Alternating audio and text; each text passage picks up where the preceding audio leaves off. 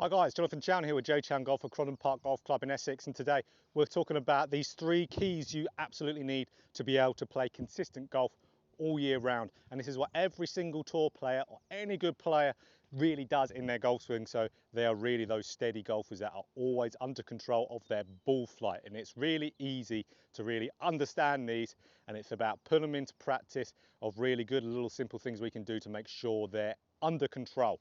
So before we get into that, guys, please make sure you like, you subscribe, and leave a comment down there as well. It really helps my channel out a ton. And if you want nice, easy golf instruction, really 3 to 4 videos a week, JChownGolf is your place to be. Press that subscribe button. You won't be disappointed. So what we're going to talk about, these 3 keys.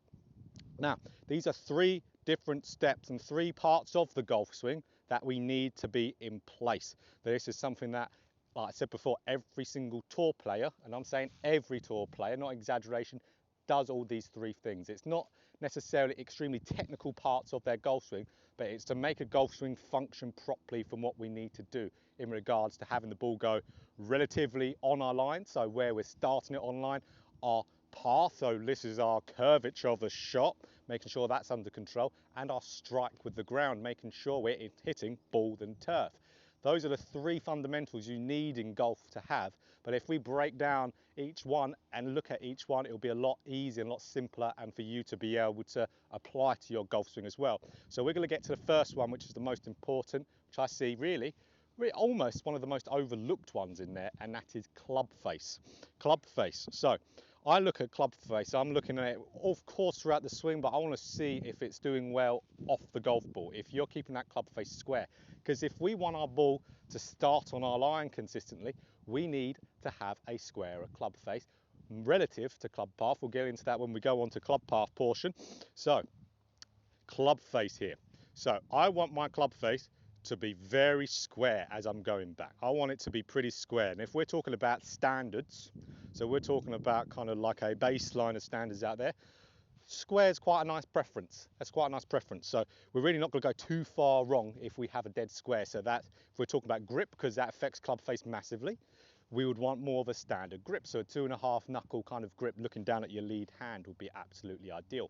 But a good checkpoint for you guys to have is, as you're moving in your backswing, making sure that you're just very slightly toed down. So you're very slightly toed down. Those grooves are pointing diagonally down to the ground. So they're pointing really where there would be a tray of balls, like this tray of here, really where those tray of balls are on the range. That's your square club face. It's no longer this toe up to the sky, grooves pointing away. That's open. We're swinging an arc around our body.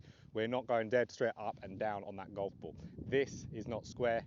We need it slightly toed down. That is our first bit here, because if we can have a standard grip and do this move, really making sure we're having that club face looking down towards the ground a little bit, diagonally down, we can make sure that our club face is square at the top of the backswing, and then from there it makes it a hell of a lot easier to have a square club face in the downswing. I see vast majority of people with club face issues open it somewhere in the backswing. It's very rare it happens in a downswing. It sure does. But if we get it right on the backswing, right from our grip, right from the takeaway, we're going to have a much better chance in repeating that a lot on the golf course and our golf swing. So this is the most important one so far, because that's going to control where that ball starts. That's going to control our start line. So we want our ball to start pretty straight. That's what we ideally want. It's a preference out there for most golfers. So that's the first one in there. It's pretty simple. Now we really want to make sure that, yes, we've got our standard grip, making sure we're getting this move here where that club face is slightly toed down. A great way to think of this, if your grip is standard, is making sure that if I had my glove on, which I don't, got our glove on, got the logo of that glove, making sure this logo of the glove is slightly pointing, again, diagonally towards the ground, just to make sure that club face is nicely square. That would be a really good one. For a lot of guys out there who struggle rolling the club face in the takeaway, excessive forearm movement, feeling like that lead forearm, so for me, my left, being slightly below the right is another good one to get that club face nice and square. Now, it's all subjective to your movement you have in your golf swing, is depending on what you need to do to get that club face square. So if it's a standard grip, I really like the one of the logo on the glove pointing slightly down towards the ground.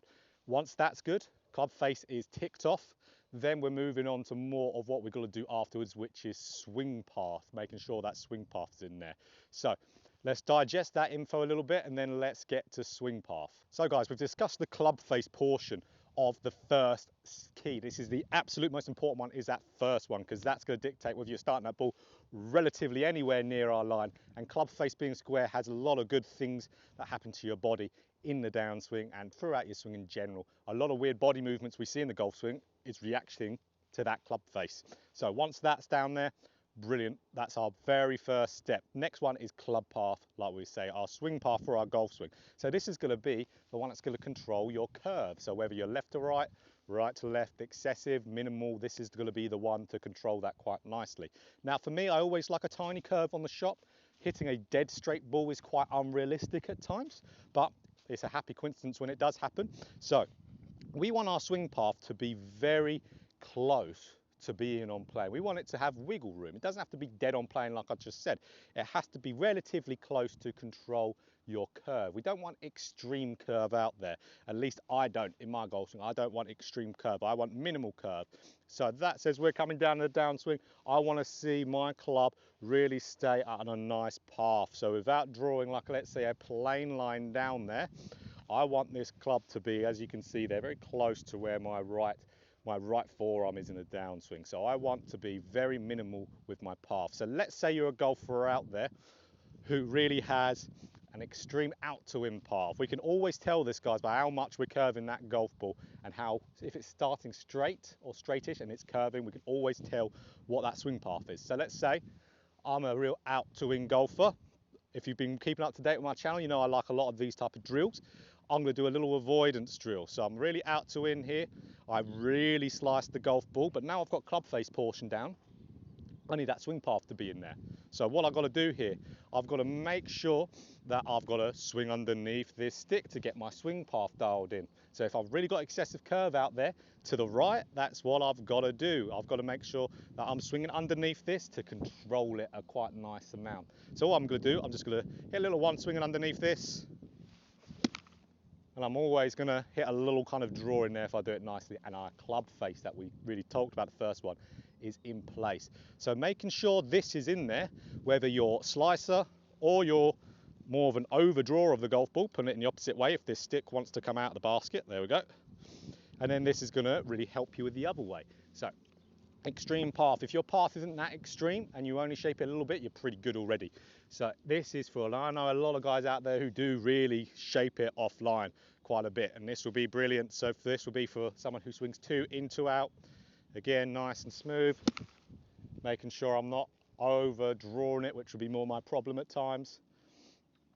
Nice little simple things. We can also put head covers around on sides of the golf ball, blocking the path. So really that's seeing, what does your ball flight do? Does it curve off too much to the right? Does it curve off too much to the left?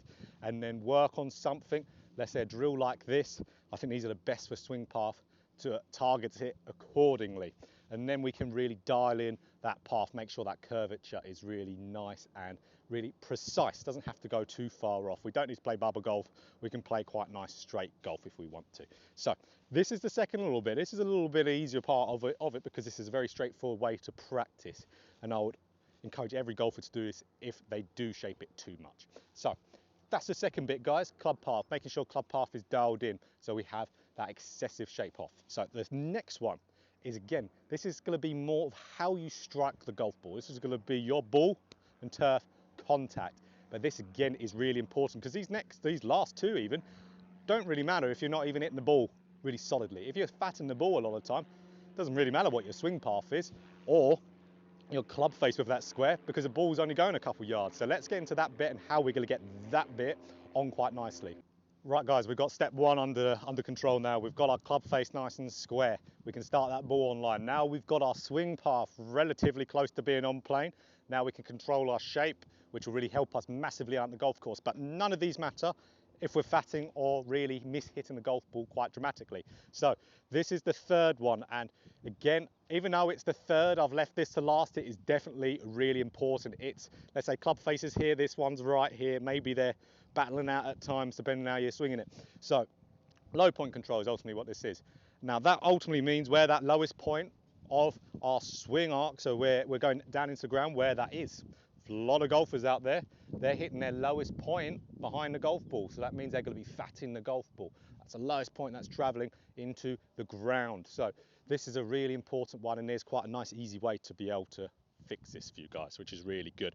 So we ultimately want, let's say with iron, we want our low point to be in front of that golf ball. Now this is something I see massively lacking in golfers. A lot, let's say your recreational golf you play a couple times a week, this is universally lacking, and that is how they're moving into their left side, because that's really going to control your low point.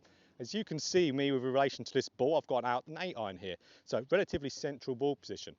If I don't move laterally onto my left side, I don't put pressure, I don't put weight onto this left side, I keep my center, so where my zipper is, fairly level with the golf ball or even behind it, I'm always going to be grounding out before the golf ball, unless I make a compensation that can cause a thin shot as well. We would very rarely hit a good golf shot, good contact one.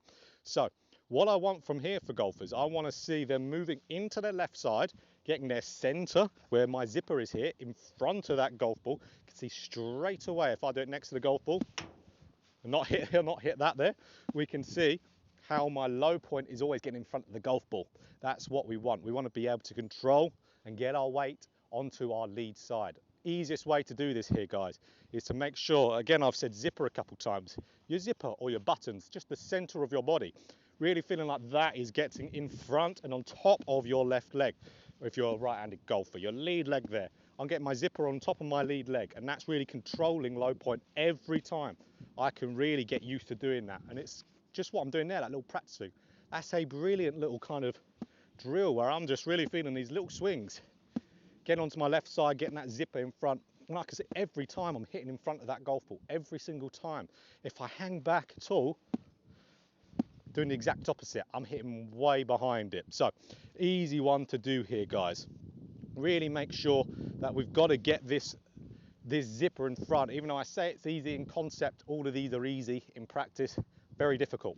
So all we've got to do is hit some little shots here. We're feeling like that zipper is getting on top of my lead leg here, and it's ultimately that zipper is getting in front of the golf ball. If that happens, you're going to be striking in front of the golf ball. So a little one there. So even though I've just hit a really little shot there, really controlled, nice crisp strike. Now, if I do that a little bit bigger, I'm just thinking of getting my zipper in front of that golf ball, get my low point in front of the golf ball. That's what I want with iron. I want my low point being in front. Again, getting that zipper, bigger swing here though. Really crisp strike there, guys. This is really an important one. This is, if I'm going and playing rounds of golf and I'm warming up beforehand, this is probably one of the big ones I will look at quite a lot, because it doesn't matter what my curve will be, doesn't matter what my start line will be. If I'm hitting it fat, the ball could go anywhere. So I really want this to be quite nice and pure.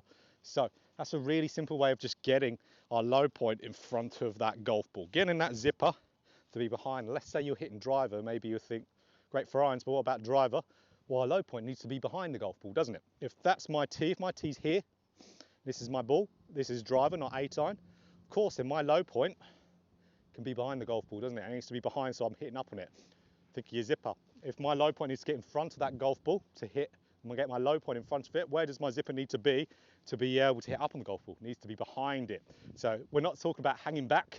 We're already behind the golf ball with driver.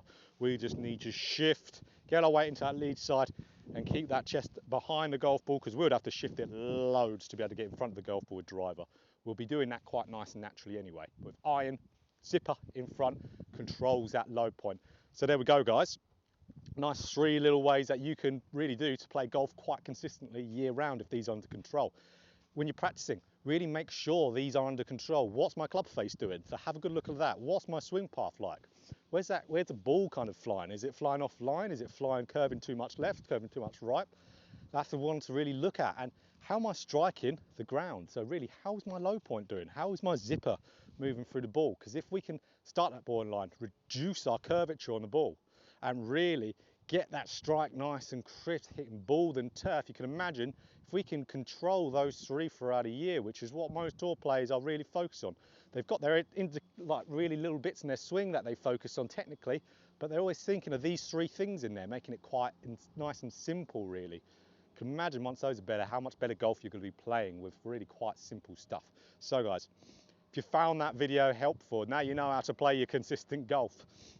Please hit that like button and subscribe as well. And leave a comment down below of what you think of the video. That helped me out loads. And again, if you want nice, easy golf instruction out there, JChownGolf is your place to be. So hit that subscribe button. It will help me out loads. So guys, club face, swing path, low point. Those are your 3 keys there to be able to have nice, consistent golf.